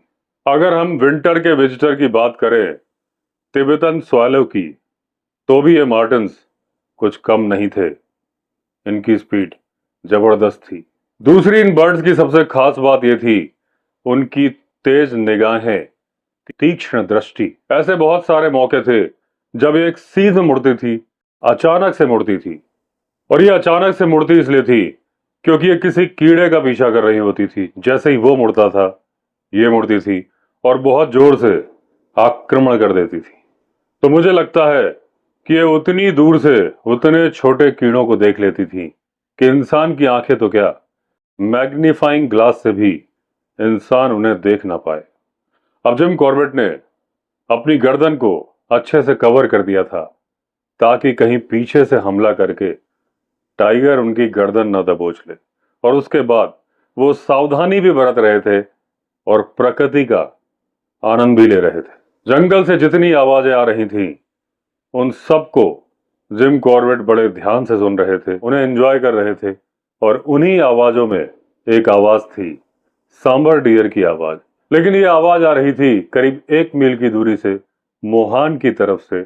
और ये सांबर जंगल के निवासियों को सूचना दे रहा था, सावधान रहो, टाइगर अभी जिंदा है और सिर्फ जिंदा नहीं है, मेरे आसपास ही है। एक बार्किंग डियर और लंगूर भी अलार्म कॉल कर रहे थे और वो कॉल तो कर रहे थे इसी चकनाकल रोड पर ही। लेकिन ये जो अलार्म कॉल कर रहे थे ये जंगल के निवासियों को सूचना दे रहे थे, सावधान रहो, तेंदुआ भी जिंदा है और हमारे आसपास है। अब समय बीतता गया, चलते चलते मैंने अपने आप को उस जगह पर पाया जहां पर वो ओवर हैंगिंग रॉक थी, यानी रास्ते के ऊपर 10 फीट ऊंची झुकी हुई चट्टान, जिसके ऊपर 2 से 3 गज की बैठने की जगह। अब जब जिम कॉर्बेट उस चट्टान के पास पहुंचने लगे, इन्होंने इस बात को नोटिस किया कि यह इस इलाके की सबसे खतरनाक जगह है। यहां पर टाइग्रेस छिप भी सकती है, ऊपर से कूद के हमला कर सकती है। और क्योंकि इस चट्टान के ऊपर जो जगह है उसमें घास भी लगी थी, तो कोई भी टाइगर उस घास के पीछे आराम से छिप सकता था और फिर जो भी उस चट्टान के नीचे से निकलेगा वो दया पर निर्भर था टाइगर की। अब जब मैं फॉरेस्टर्स हट के पास पहुंचा तो मुझे मालूम चला कि 2 भैंसें आ चुकी हैं। लेकिन अंधेरा हो चला था, तो अब रात को उनको कहीं पर ले जाके बांधना संभव नहीं था। मेरे नौकरों ने उस कमरे में आग जला के रखी थी पूरे दिन, तो जो उसके अंदर की नमी थी वो गायब हो चुकी थी। अब कमरे की आबो हवा एकदम साफ सुथरी थी। लेकिन फिर भी मैं पूरी तरह से बंद कमरे में सोने का खतरा उठा नहीं सकता था। तो मैंने अपने नौकरों से कहा, कांटों की झाड़ियां ले आओ, दरवाजा थोड़ा खुला रखो, उसमें पत्थर लगा दो और उतने हिस्से को कांटों से अच्छी तरह से कवर कर दो तभी मैं सोने जाऊं। दोस्तों, यहाँ पर एक बात मैं आपको रिमाइंड करा दूं। जब चंपावत में भूतिया रात थी, वो चंपावत फॉरेस्ट बंगलो में जिम कॉर्बेट को पैरानॉर्मल एक्सपीरियंस हुआ था और उसके बारे में मैंने एक वीडियो बनाया था कि क्या हुआ था उस रात जिम कॉर्बेट के साथ में। तो उस वीडियो में एक बात मैंने बोली थी, जिम कॉर्बेट कभी भी बंद कमरे में सोना पसंद नहीं करते थे। पता नहीं क्यों उन्हें सफोकेशन फील होता था। तो उस बात की पुष्टि इस बात से भी होती है जो यहाँ पर आई कि उन्होंने दरवाजा खुलवाया, कांटे लगवाए, क्योंकि वो पूरी तरह से बंद कमरे में सो नहीं पाते थे। नैनीताल में भी जब वो बंद कमरे में सोते थे तो अपनी खिड़कियां, बड़ी बड़ी खिड़कियां गर्नी हाउस की खुली रखते थे। और जब वो काला डूंगी के बंगले में सोते थे, बंगले के अंदर नहीं सोते थे, बाहर टेंट लगा के सोते थे। तो जब आप किसी बात पे स्टडी करते हैं या आप कोई रिसर्च करते हैं तो उसका आधार ये छोटे छोटे पॉइंट्स ही होते हैं। इसलिए स्टोरी रोक के ये पॉइंट मैंने आपको रिमाइंड कराया। अब फिर कंटिन्यू करते हैं अपनी स्टोरी। अब इस रात को जंगल में पिछले दरवाजे की तरफ से कोई मूवमेंट नहीं हुई। अब रात भर में आराम से सोया। उसके बाद सुबह उठा तो मुझे अपना गला बेहतर लग रहा था। पूरा दिन मैंने बिताया गांव वालों से बात करते हुए। उनके पास बहुत सारी कहानियां थीं मैन ईटर यानी कि आदमखोर बाघ के बारे में, और उस बारे में कि कितने शिकारी आए, उन्होंने कितनी कोशिशें की इस टाइगर को मारने की। अब उसके बाद मैं निकल पड़ा बेट बांधने के लिए। पहली बेट मैंने बांधी उस रिज पर जहां पेड़ के पास महिला को मारने के बाद टाइगर ने उसे उठा के रिज को क्रॉस किया था, और दूसरी बेट मैंने बांधी उस नम जगह पे हेयर पिन बैंड के पास में। अब अगले दिन सुबह जब चेक किया, दोनों की दोनों भैंसें सही सलामत थी और वो घास खा रही थी जो घास उनके लिए डाली गई थी। मैंने उन दोनों भैंसों के गले में घंटी बांधी हुई थी, और जब कोई आहट नहीं आई तो मुझे लगा कि लगता है टाइगर ने भैंस को मार दिया। लेकिन जब मैं नजदीक गया तो मुझे बड़ा अफसोस हुआ, क्योंकि भैंसें टाइगर ने नहीं मारी थी, वो गहरी नींद में सो रही थी। उसके बाद मैंने उन भैंसों में से एक की जगह चेंज कर दी और उसे बांध दिया उस जगह पे जहां पर वो तालाब था, जहां पर सांबर डियर पानी पीने आते थे। अब जो टाइगर को मारने के सबसे आसान तरीके हैं उसमें से एक है मचान पर बैठ के उसका इंतजार करना, और दूसरा एक बीट ऑर्गेनाइज करना, टाइगर को खदेड़ना, फिर उसे मारना। इन दोनों ही तरीकों में यंग मेल बुफेलो यानी कि भैंस के नौजवान पाड़े इस्तेमाल किए जाते हैं। इसका सबसे आसान तरीका है कि वो जगह तलाश करो जहां मचान बनाकर बैठना और टाइगर को देखना आसान हो। और जब बीट ऑर्गेनाइज की जाती है तब बेट को एक ऐसी रस्सी से बांधा जाता है कि जिसे वो बेट यानी वो भैंस ना तोड़ सके, लेकिन टाइगर तोड़ सके। और उसके बाद टाइगर जिस दिशा में भैंस को लेके जाता है वहां पर ऑर्गेनाइज की जाती है एक बीट। लेकिन जो अभी की परिस्थितियां थी उसमें ना तो बीट ऑर्गेनाइज की जा सकती थी, ना ही मचान बनाकर बैठना संभव था, क्योंकि जो मेरा गला खराब था, भले ही अब वो थोड़ा बेटर हो गया था, लेकिन इतना बेटर भी नहीं हुआ था कि मैं रात को बैठूं और पूरी रात खांसूं नहीं। और बीट इसलिए ऑर्गेनाइज नहीं की जा सकती थी क्योंकि ये एरिया बहुत ही घना जंगल वाला था, थोड़ा बहुत खुला एरिया था। अगर मैं 1000 आदमी भी लगाता बीट में तब भी बीट सक्सेसफुल नहीं होती। इसलिए तरीका यह था कि मैं बेट बांधूं और टाइगर पर घात लगाऊं। मैंने उन बेट को 4 इंच मोटी रस्सी से बांध दिया था। एक खूंटे से रस्सी बांध दी गई थी। भैंसों को छोड़ दिया गया था 24 घंटे तक जंगल में बंधे हुए। अब मैं रोज सुबह जब इतनी रोशनी हो कि टाइगर दिख जाए और उसे गोली मारी जा सके, ऐसे ही शाम को टाइगर का इंतजार करता था। अब वो टाइगर चाहे मैन ईटर हो, चाहे उस इलाके का कोई दूसरा टाइगर। दिन में मैं खबरों का इंतजार करता था कि किसी गांव से टाइगर के हमले की खबर आए, और मेरे जो 6 गढ़वाली थे उन भैंसों को चारा पानी देते थे। अब चौथे दिन शाम को जब मैं उस भैंस के पास से लौट रहा था जिसे कि मैंने बांधा था रिज के पास में, और जब मैं पहुंचा उस ओवर हैंगिंग रॉक यानी 10 फीट ऊंची चट्टान जो कि रास्ते पर झुकी हुई थी। अभी मैं उस चट्टान से करीब 30 गज की दूरी पर था, लेकिन पहली बार जब मैं काठ की नाव गांव के पास आया, पहली बार मुझे फील हुआ कि मेरे ऊपर कुछ खतरा है। और वो खतरा मुझे महसूस हो रहा था उस चट्टान की तरफ से जो कि थी मुझसे 30 गज की दूरी पर मेरे सामने। 5 मिनट तक मैं वहीं खड़ा रहा। मेरी आंखें चट्टान के ऊपरी हिस्से को ही देख रही थी, जहां पर घास थी और बैठने की जगह थी। अगर वहां पर जरा सी भी मूवमेंट होती तो वो मेरी आंखें पकड़ लेती, लेकिन वहां पर कोई मूवमेंट हो नहीं रही थी। मैं 10 कदम आगे बढ़ा, फिर कई मिनट तक मैं उसे घूरता ही रहा। अब भले ही कोई मूवमेंट नहीं हो रही थी, लेकिन इस बात से मुझे कोई संतुष्टि नहीं मिली थी।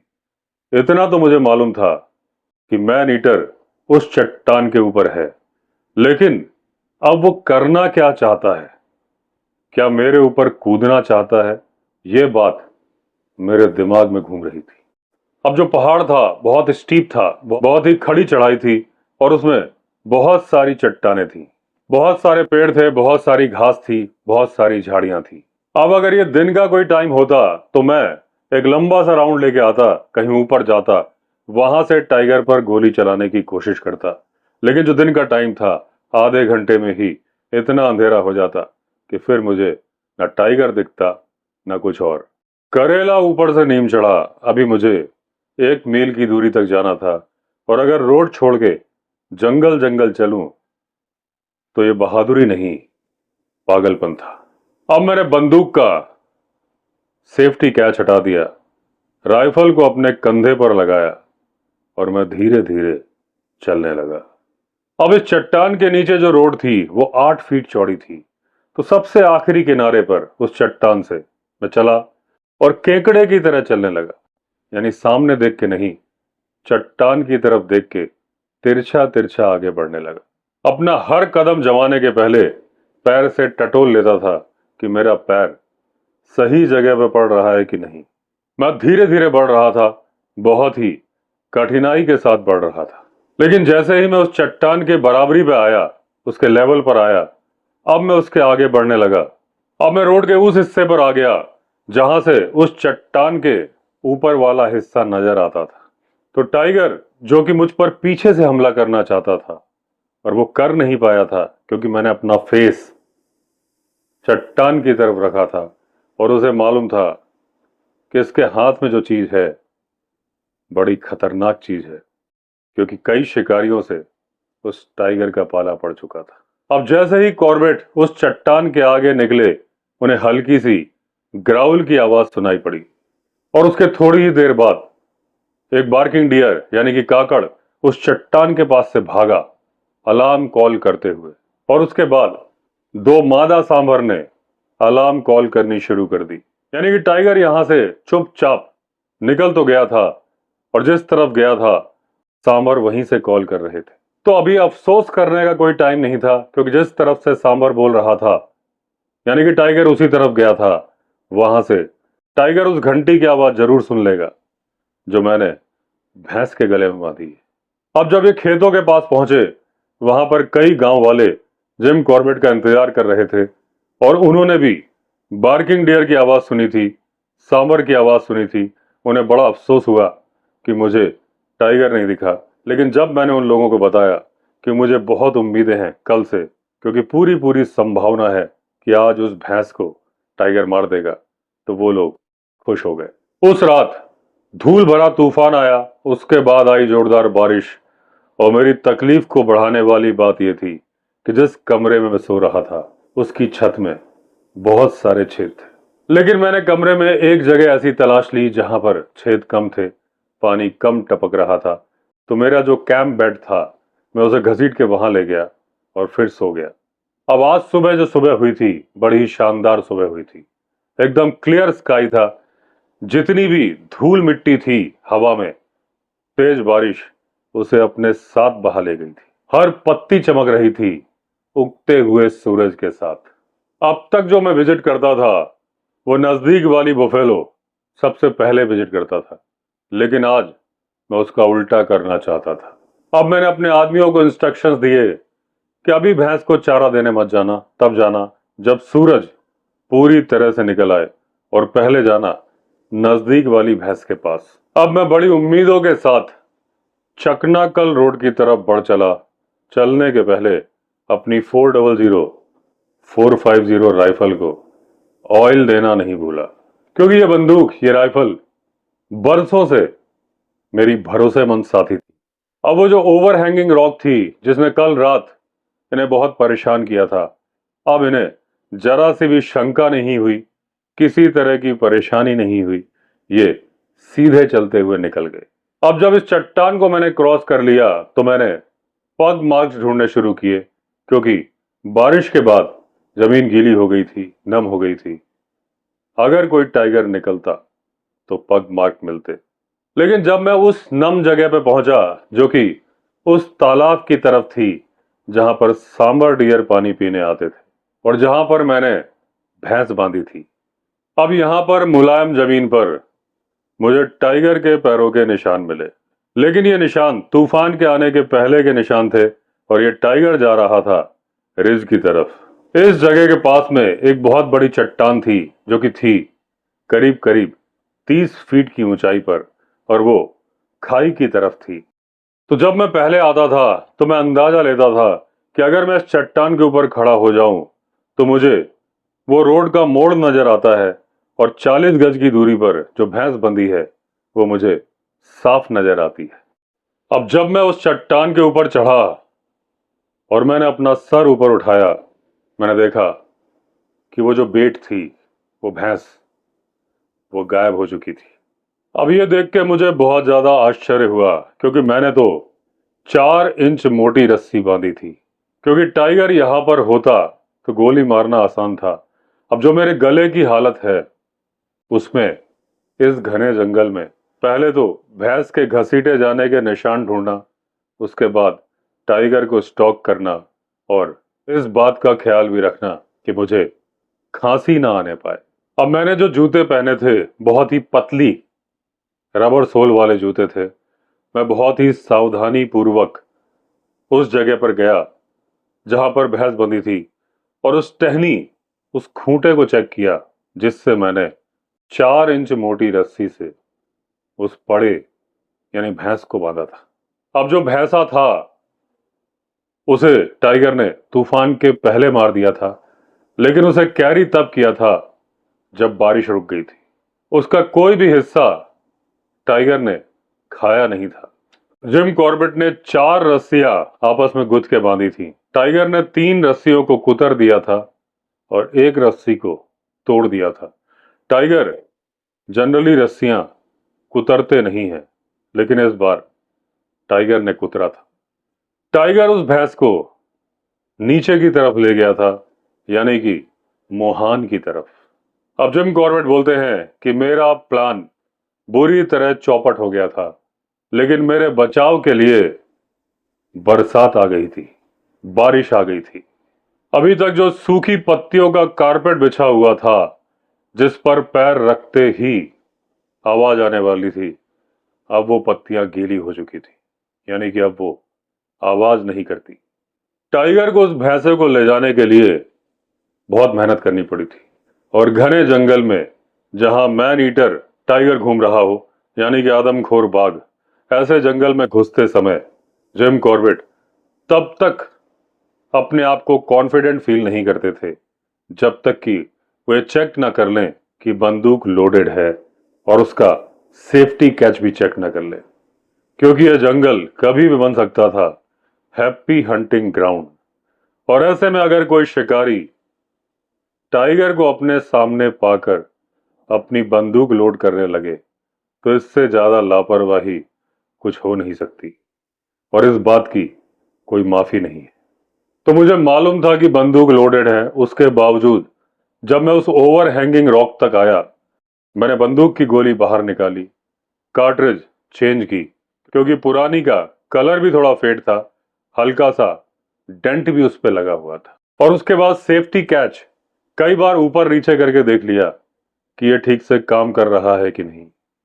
अब सेफ्टी कैच हटा के मैं कभी बंदूक कैरी करता नहीं हूं, लेकिन अब कैरी कर रहा हूं और निकल पड़ा टाइगर को ढूंढने के लिए। अब जो खींचने के निशान थे यानी ड्रैग मार्क्स थे, उनसे मालूम चल रहा था कि टाइगर किस साइड गया है।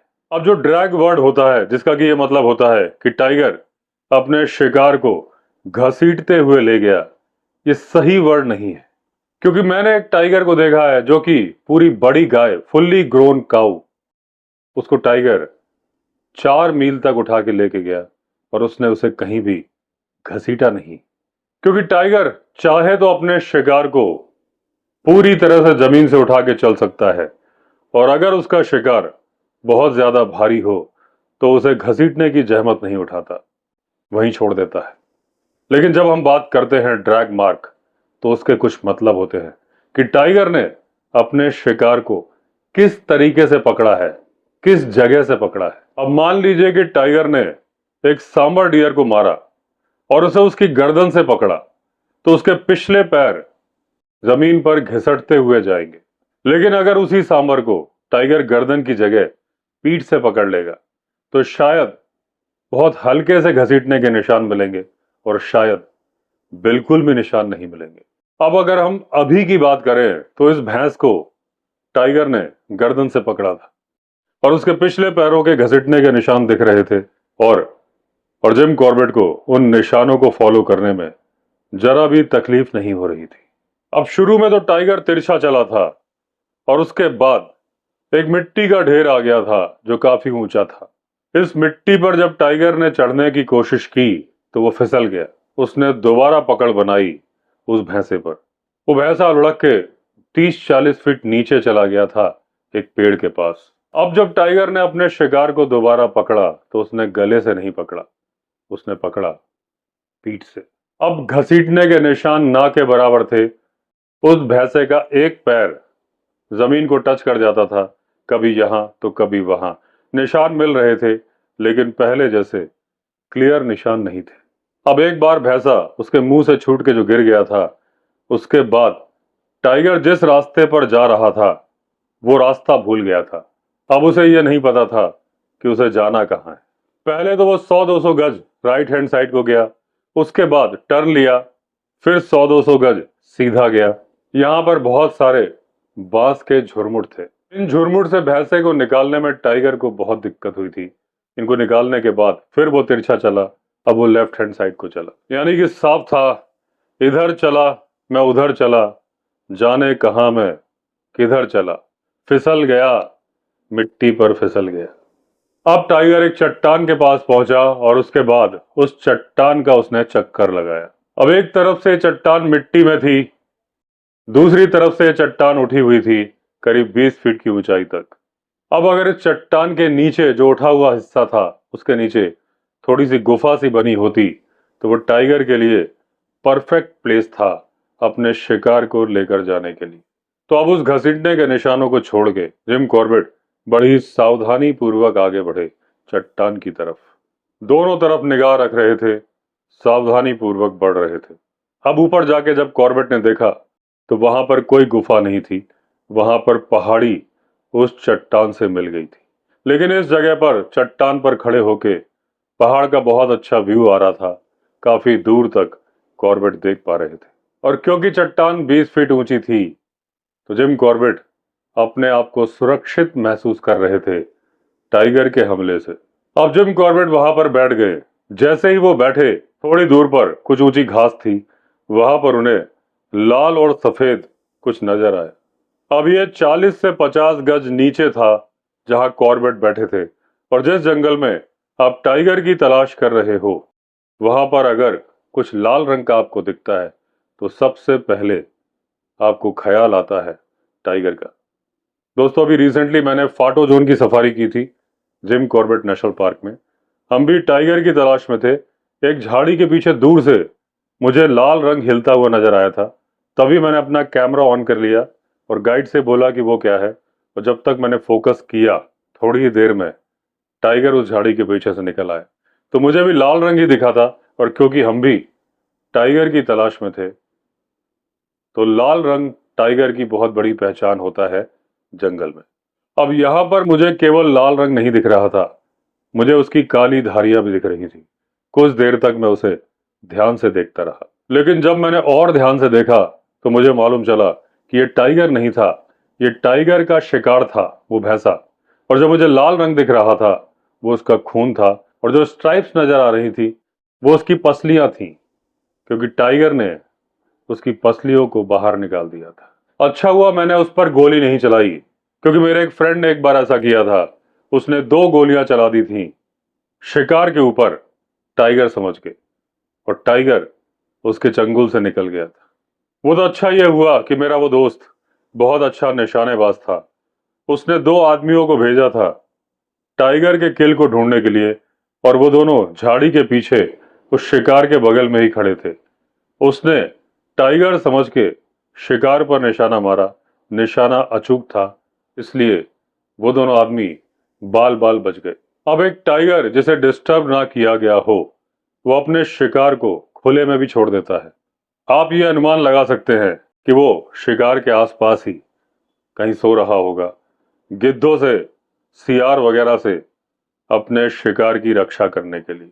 और क्योंकि टाइगर जिम कॉर्बेट को नजर नहीं आ रहा, इसका यह मतलब नहीं है कि टाइगर आसपास है नहीं। टाइगर को मक्खियां बहुत परेशान करती हैं और एक जगह पे लंबे समय तक वो लेटे नहीं रहते, वो अपनी पोजीशन चेंज करते रहते हैं। तो जिम कॉर्बेट ने डिसाइड किया कि जहां पर वो बैठे हैं वहीं बैठे रहेंगे और पूरे इलाके को स्कैन करते रहेंगे, इंतजार करेंगे टाइगर की मूवमेंट का, जो कि अपनी पोजीशन चेंज करेगा मक्खियों से परेशान होकर। लेकिन बड़ी जल्दी ही जिम कॉर्बेट परेशान होने लगे। उनके गले में खराश हो रही थी, क्योंकि वो परेशान थे लेरिंजाइटिस से, और उन्हें लग रहा था कि अब उन्हें खांसी आने वाली है। अब वो खराश बढ़ती ही जा रही थी, गले में खुजली हो रही थी, लग रहा था कि खांसी रुकेगी नहीं, बर्दाश्त के बाहर हो गया था। अब कोई इंसान जंगल में हो या चर्च में हो, अपनी खांसी रोकना चाहता है तो काफी जोर से अपने अंदर हवा भर के वो कोशिश कर सकता है, लेकिन ये उपाय भी कारगर नहीं हो रहा था। अब कॉर्बेट ने सोचा कि वो लंगूर के अलार्म कॉल के स्टाइल में खांस देते हैं, ताकि टाइगर को मालूम न चले कि ये खांसी थी कि लंगूर की कॉल। अब कॉर्बेट बोलते हैं कि अगर आप जंगल से वाकिफ नहीं हो तो शायद आप नहीं समझ पाओगे कि लंगूर की अलार्म कॉल क्या होती है। तो मैं आपको बता देता हूं, ये आवाज होती है खाक खाक खाक। लंगूर इस तरह से आवाज निकालता है कई इंटरवल्स में, जो कि काफी खांसने से मिलती है। दोस्तों, अभी रिसेंटली मेरे चैनल पे एक वीडियो है, मेरे मेन चैनल विवेक अवस्थी पे, जिसमें लंगूर लगातार अलार्म कॉल कर रहा था जब हमारे जंगली रिजॉर्ट के बगल में ही तेंदुआ आ गया था। और मैं आपको बता दूं, क्योंकि यहाँ तो टेक्स्ट में लिखा है, लेकिन मुझे बहुत अच्छे से आइडिया है उस कॉल के बारे में। ये आवाज कुछ कुछ ऐसी होती है, खखऊ खख ऐसी आवाज होती है, खाक खाक नहीं होती। उन्होंने टेक्स्ट में लिखा है, ये एक रिपीट आवाज होती है, खखऊ खख। और कॉर्बेट ने लिखा है कि ये आवाज खत्म होती है खौर खौर खौर खौर की आवाज से। अब सारे लंगूर टाइगर को देख के कॉल नहीं करते, लेकिन हमारे पहाड़ों पर लंगूर टाइगर को देख के कॉल करते हैं, और इस टाइगर को भी आदत होगी लंगूर की अलार्म कॉल सुनने की। तो यही वो एक आवाज है जो मैं करूं और टाइगर ये ना समझ पाए कि यहां पर कोई इंसान है। अब जब मैंने खांसा और जो आवाज निकली वो बहुत ज्यादा कन्विंसिंग नहीं थी कि मैंने लंगूर की आवाज निकाली, लेकिन मेरे गले को राहत मिल गई थी और टाइगर को मालूम भी नहीं चला था। अब आधे घंटे तक जिम कॉर्बेट चट्टान के ऊपर बैठे रहे, जंगली जानवरों की अलार्म कॉल सुनते रहे। अब जब मुझे यह सेटिस्फेक्शन हो गया कि टाइगर आसपास नहीं है, तो मैं उस चट्टान से उतरा और धीरे धीरे गया उस किल के पास। अब जिम कॉर्बेट बोलते हैं कि मैं क्षमा चाहता हूं कि मैं एग्जैक्टली आपको बता नहीं सकता कि टाइगर कितना मांस एक दिन में खा सकता है, लेकिन अगर एक हेल्दी टाइगर है तो एक सांबर डियर, जो कि 200 से 300 किलो भी होता है, उसको 2 दिन में खा सकता है। एक भैंस को टाइगर 3 दिन में खा सकता है। थोड़ा ही कुछ बचा होगा कि नाश्ते के रूप में चौथे दिन भी खाए।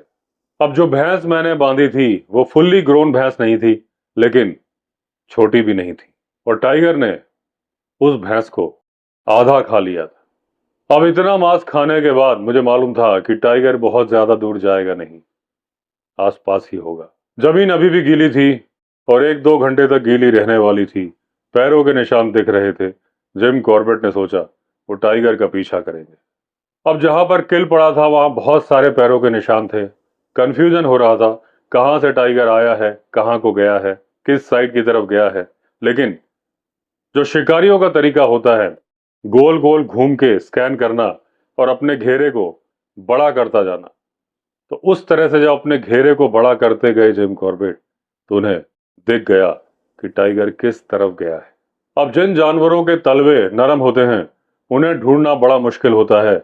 जिनके खुर होते हैं या हार्ड होते हैं उन्हें ढूंढना बहुत आसान होता है। कितना भी पुराना एक्सपीरियंस आपके पास हो, लेकिन आपको उस तरीके से सर्च करना चाहिए जैसे एक शिकारी कुत्ता करता है।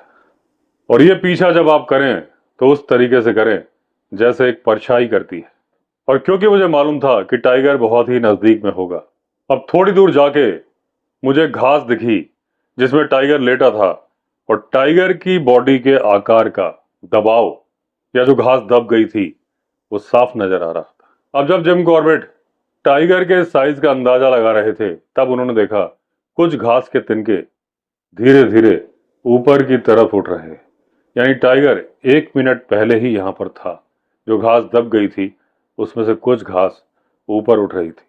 अब मैं आपको कुछ आइडिया दे दूं कि टाइगर अपने शिकार को उत्तर दिशा की तरफ से लाया था, उसे छोड़ के पश्चिम दिशा की तरफ चला गया था। अब जो चट्टान जहां पर पहले मैं बैठ के देख रहा था और जहां पर अभी मैं खड़े होकर देख रहा था और जहां पर शिकार पड़ा था, ये जगह एक त्रिभुज बना रही थी, यानी कि ट्रायंगल बना रही थी। अब पहले तो कॉर्बेट को लगा कि वो जो घास का तिनका ऊपर उठ रहा है वो इसलिए उठ रहा है कि टाइगर ने जिम कॉर्बेट को आते हुए देख लिया और उसने अपनी पोजीशन चेंज कर ली। लेकिन ऐसा था नहीं, क्योंकि ये जगह जहां पर घास थी, ना तो वो पहाड़ी, वो चट्टान दिख रही थी जहां जिम कॉर्बेट खड़े थे, ना ही वो जगह जहां पर वो शिकार पड़ा था। तो टाइगर ने जिम कॉर्बेट को नहीं देखा है, इस बात से जिम कॉर्बेट पूरी तरह से आश्वस्त थे। तो फिर टाइगर ने आरामदायक बिस्तर छोड़ा क्यों था? इसका जवाब सूरज ने दे दिया, जो जिम कॉर्बेट की गर्दन में पड़ रहा था और उन्हें धूप की तेजी महसूस हो रही थी। अब मई का महीना था, सुबह के 9 बजे थे। सूरज पेड़ों के ऊपर निकल आया था, तो जो पहले टाइगर को छांव मिल रही थी, अब धूप आने लगी थी। और थोड़ी ही देर में टाइगर ने रियलाइज किया कि धूप बहुत तेज है। अब ये जो घास का प्लॉट था, ये 20 स्क्वायर फीट का था और उसके एंड पर एक पेड़ गिरा पड़ा था, जो कि उत्तर से दक्षिण दिशा की तरफ फैला हुआ था। इस पेड़ का तना 4 मीटर का था और ये मुझसे करीब 10 गज की दूरी पर पड़ा था। वो पेड़ उस घास के प्लॉट के किनारे पर था और जिम कॉर्बेट प्लॉट के बीचों बीच खड़े थे। जो उस पेड़ का जड़ वाला हिस्सा था वो पहाड़ के ढाल की तरफ था, और जो ब्रांच वाला साइड था पेड़ का, जिसमें कि बहुत सारी ब्रांच टूट गई थी, वो पहाड़ी की तरफ मुंह किया था। अब इस पेड़ के बाद पहाड़ी एकदम सीधी थी और उसके थोड़ी दूर पर एक लेस थी जो कि करीब 30 गज की दूरी पर थी। अब अगर मैं सारांश में बताऊं तो धूप वो वजह थी जिसकी वजह से टाइगर ने अपनी पोजीशन चेंज की थी। और जो टाइगर धूप से परेशान था उसके लिए और ज्यादा छांव या सुरक्षित जगह नहीं थी कि वो लेट जाए इस 4 मीटर डायमीटर वाले पेड़ के पीछे। और मैं अपनी जिज्ञासा शांत करने के लिए उस पेड़ तक जाना चाहता था, झांक के देखना चाहता था कि टाइगर उसके पीछे है कि नहीं। तभी मेरे दिमाग में अचानक से एक फोटो कौंध गई जो एक शिकारी ने ली थी। ये फोटो एक शिकारी की थी जो कि बब्बर शेर यानी लायन के शिकार पे गया था। वो देख रहा था एक चट्टान की तरफ जिसके बगल से वो गुजर रहा था, और उसके बगल में ही अचानक उसके सामने आ गया एक चेहरा अफ्रीका के सबसे बड़े लायन का। अब उस फोटो के नीचे लिखा था कि अगर आप लायन को देखने जाएं तो पक्का मन बना लीजिए कि आप उसे देखना चाहते हैं। अब यहां पर थोड़ा ही फर्क है। मेरा वो दोस्त जिसे लायन मिला था उसने ऊपर देखा था लायन की तरफ, और आज मैं जब देखूंगा टाइगर की तरफ तो मुझे नीचे झांकना है टाइगर की तरफ। बाकी परिस्थितियां सेम हैं। मुझे पूरी पूरी संभावना लग रही है कि टाइगर उस पेड़ के पीछे की तरफ होगा। अब कॉर्बेट अपने पैर बड़े ही सावधानी पूर्वक आगे बढ़ा रहे थे, एक एक इंच, कि कहीं किसी भी तरह से आवाज ना हो जाए। अब धीरे धीरे चलते हुए जिम कॉर्बेट करीब आधे डिस्टेंस तक पहुंच चुके थे। अब जब आधी दूरी तक पहुंच गए, अचानक इन्हें कुछ पीला और काला नजर आया, और जो नजर आया वो करीब 3 इंच का था, और वो जो लेज थी उसके ऊपर दिख रहा था। काफी देर तक जिम कॉर्बेट उसे देखते रहे, और फिर उन्हें समझ में आ गया कि ये टाइगर की पूंछ का आखिरी किनारा है। अब क्योंकि पूंछ जिम कॉर्बेट से दूसरी तरफ थी, इसका मतलब टाइगर का सर जिम कॉर्बेट की तरफ था। अब अगर वो लेज 2 फीट चौड़ी थी, तो इसका मतलब टाइगर क्राउचिंग पोजीशन में है, जिम कॉर्बेट का इंतजार कर रहा है छलांग मारने के लिए। अब जो पूंछ का आखिरी किनारा दिख रहा था वो करीब 20 फीट की दूरी पर था। टाइगर का साइज अगर क्राउचिंग पोजीशन में 8 फीट का मान लिया जाए, तो टाइगर का सर और जिम कॉर्बेट की दूरी 12 फीट की होगी। लेकिन जिम कॉर्बेट सोचने लगे कि मुझे इसके काफी नजदीक जाना होगा, तभी मैं इसे ठीक से देख पाऊंगा और तभी मैं चला पाऊंगा टाइगर के ऊपर गोली। और जब गोली चलानी है तो वो गोली ऐसी चलानी है कि टाइगर इस तरह से घायल हो जाए कि वो हमला ना कर सके। क्योंकि अगर मैं अपने पैरों पर वापस जाना चाहता हूं, तो फिर वो शॉट गंभीर शॉट होना चाहिए।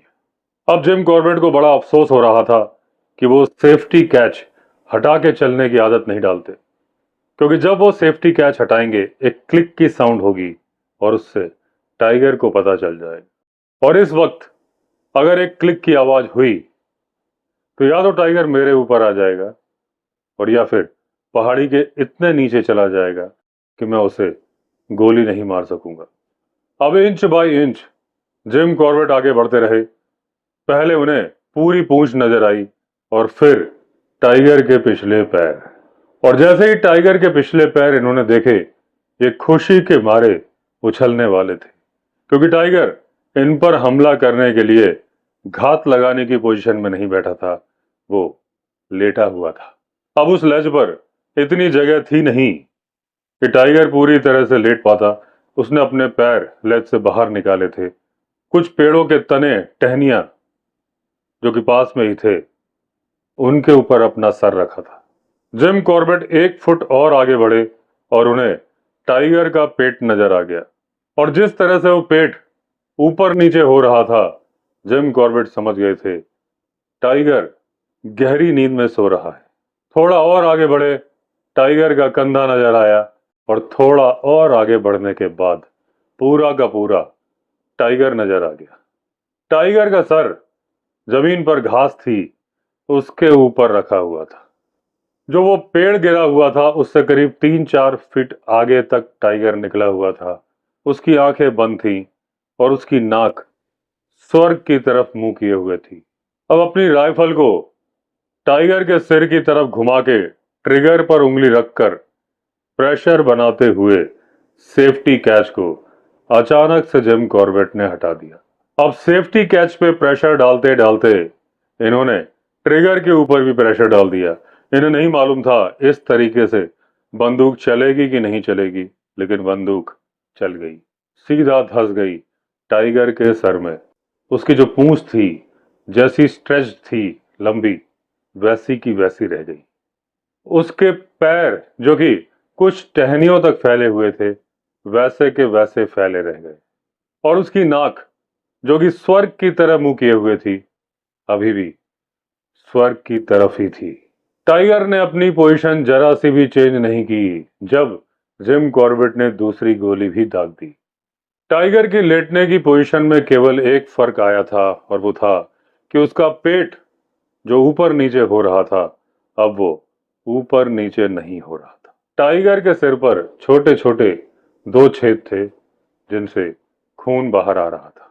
अब मुझे नहीं पता कि टाइगर के इतने नजदीक जाके लोगों का रिएक्शन क्या होता है, लेकिन मेरा रिएक्शन बड़ा अजीब था। मुझे ऐसा लग रहा था कि मेरे शरीर में जान नहीं है, क्योंकि ऐसा हो गया था डर और उत्तेजना के मिश्रण से। अब मुझे कुछ आराम करने की जरूरत थी, तो मैं उस गिरे हुए पेड़ पर बैठ गया, एक सिगरेट जलाई, जो कि मैंने तब से नहीं जलाई थी जब से मेरा गला खराब हो गया था। अब मैंने अपने ख्यालों के घोड़ों को खुला छोड़ दिया। अब वो दौड़ रहे थे यहां वहां। जब कोई आप मुश्किल काम बड़ी ही आसानी से बहुत ही अच्छे तरीके से कर लेते हैं, तो जो आपको सेटिस्फेक्शन मिलता है, मुझे भी वही सेटिस्फेक्शन मिल रहा था। अब कॉर्बेट जहां बैठे थे, वो बैठे थे मैन ईटर के खात्मा करने के लिए, और वो खात्मा कर चुके थे। सुबह जब वो फॉरेस्टर्स हट से निकले थे, सिर्फ बंदूक को लोड करने से लेके लंगूर के स्टाइल में खांसने तक सब कुछ परफेक्ट हुआ था। कहीं पर भी कोई गलती नहीं हुई थी। अब जो मुझे सेटिस्फेक्शन मिल रहा था, वो कुछ उस तरह से था जैसे एक कहानीकार या लेखक पूरी कहानी लिखने के बाद फिनिश लिखता है। हालांकि जो मेरी फिनिश थी, बहुत अच्छी फिनिश नहीं थी, क्योंकि जिस जानवर को मैं मारना चाहता था और मुझसे 5 फीट की दूरी पर था, मैंने उसे मार तो दिया था, लेकिन सोते हुए। अब जो मेरी पर्सनल फीलिंग थी, मुझे नहीं लगता कि उसमें दूसरों को कोई दिलचस्पी होगी। लेकिन जो मेरी पर्सनल फीलिंग है, क्या पता शायद आप भी वही सोच रहे हो। अब सवाल यह उठता है कि क्या सोते हुए टाइगर को मारना चाहिए था? मेरे मन में जो जवाब है कि ये टाइगर नहीं था, ये मैन ईटर टाइगर था, और ये मरा हुआ ही बेहतर है जिंदा से। तो इसलिए इसे जागते हुए मारा गया या सोते हुए मारा गया, इस बात से कोई फर्क नहीं पड़ता। और अगर उसे मैं मारे बिना पीछे हट जाता जब उसका पेट ऊपर और नीचे हो रहा था, तो उन सारे लोगों की मौतों का मैं जिम्मेदार होता जिन्हें इस टाइगर ने आगे मारा होता। लेकिन मेरे मन में अफसोस था कि अगर मैं उस टाइगर को उठा देता, उसे भागने का मौका देता, तो बेहतर होता। लेकिन अगर टाइगर भाग जाता, तब क्या होता? अब टाइगर मर चुका था, और अगर मैं उसकी खाल को एज ए ट्रॉफी सुरक्षित लेके जाना चाहता था, तो उसे जल्दी से जल्दी उस लेज से हटाना होगा। अब राइफल को मैंने साइड में टिकाया, और मैं एक ऊंची जगह पे चढ़ गया जहां से मैं दूर तक देख सकता था। मैंने अपने हाथ का कप बनाया और कुई की आवाज जोर से निकाली, जो पहाड़ों पर कम्युनिकेशन का जरिया था। मुझे दोबारा चिल्लाने की जरूरत नहीं पड़ी, क्योंकि मेरे आदमियों ने बंदूक की 2 गोलियों की आवाज सुन ली थी जब वो भैंस को चारा खिला के वापस आ रहे थे। वो गए, जल्दी जल्दी लोगों को इकट्ठा करने लगे, और मेरी वो कुई की आवाज सुन के गिरते पड़ते भागते भागते सारे लोग मेरी तरफ ही आ रहे थे। अब कुल्हाड़ी लाई गई, तना काटा गया, और रस्सियों से टाइगर को बांधा गया। अब लोगों ने थोड़ा उसको उठाया, थोड़ा उसको घसीटा, और उस लेज से नीचे उतारा। अब उस घास के मैदान पर जिम कॉर्बेट उसकी खाल उतारना चाहते थे, लेकिन लोगों ने कहा, अभी ऐसा मत करिए, इस टाइगर को काठ की नाव गांव ले चलिए, वहां के लोगों को एक मौका दीजिए कि वो इसे मरा हुआ अपनी आंखों से देख सके। काठ की नाव गांव और आसपास के सभी गांवों को ये पता चल जाएगा कि वो टाइगर जिसने आतंक का साम्राज्य बना दिया था, अब वो मर चुका है। अब 2-4 पेड़ के तने और काटे गए टाइगर को ले जाने के लिए, सपोर्ट देने के लिए। मैंने देखा बहुत सारे लोग टाइगर के हाथ और पैर पे अपने हाथ फेर रहे थे। वो ये देखना चाहते थे कि इस टाइगर को कुछ ऐसी तरह की चोट तो नहीं थी कि जिसकी वजह से ये लंगड़ा के चलता था। अब गांव में एक पेड़ के पास टाइगर को रखा गया। गांव वालों को बता दिया गया, 2 बजे तक जिसको देखना है देख लो, क्योंकि दिन बहुत गर्म था, और उसके बाद मैं उसकी स्किन को खराब होने का मौका नहीं देना चाहता था। पूरी संभावना थी कि उसके बाल गिर जाते या फिर स्किन खराब हो जाती। मैंने खुद टाइगर को ध्यान से नहीं देखा था, और जब 2 बजे के बाद मैंने टाइगर की खाल उतारनी शुरू करी, तब मैंने देखा टाइगर के अगले बाएं पांव के अंदर से ज्यादातर बाल गायब थे। छोटे छोटे बहुत सारे छेद थे स्किन में, जिनसे येलो कलर का फ्लूइड बाहर आ रहा था। अब मैंने खाल उतारनी शुरू की। उसका बायां पैर दाएं पांव से काफी पतला था। अब जब बाकी शरीर से खाल उतर गई, तो मैंने छाती से बाएं पैर की तरफ एक लंबा कट मारा। उस पैर से बहुत सारे पोर्क्यूपाइन के कांटे बाहर आ गए, जिन्हें कि लोग उठाने लगे यादगार के रूप में रखने के लिए।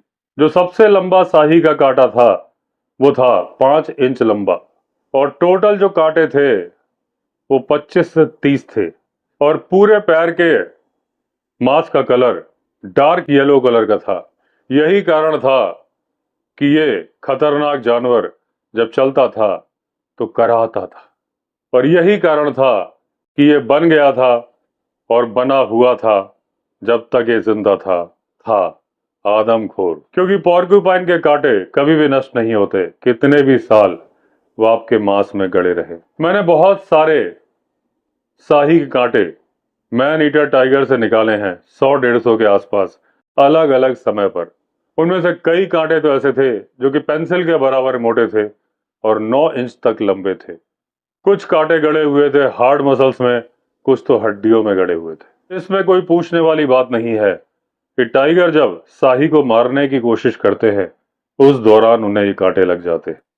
टाइगर जैसा समझदार जानवर शाही को इतना मौका कैसे दे देता है कि वो कांटे गड़ा सके? क्योंकि शाही जब अपने आप को डिफेंड करती है तो वो पीछे की तरफ हटती है। और दूसरी बात, ये कांटे आधे टूट कैसे जाते हैं? क्योंकि शाही के कांटे नाजुक नहीं होते।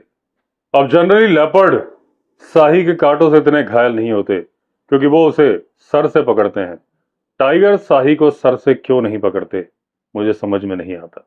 अब जबकि मैं आपको 2 कहानियां बता चुका हूं जो मुझसे वादे लिए गए थे डिस्ट्रिक्ट कॉन्फ्रेंस में। पहला था चौगर टाइगर, दूसरा था मोहान मैन ईटर, अब बचा है तीसरा जिसका कि नाम है कांडा मैन ईटर। तो दोस्तों, इस तरह से समाप्त हुई ये कहानी। हमारी अगली कहानी होगी कांडा मैन ईटर। अगर आपने चैनल सब्सक्राइब नहीं किया है तो चैनल सब्सक्राइब कर लीजिए। चलिए फिर मिलते हैं, तब तक के लिए all the best. Vande Mataram.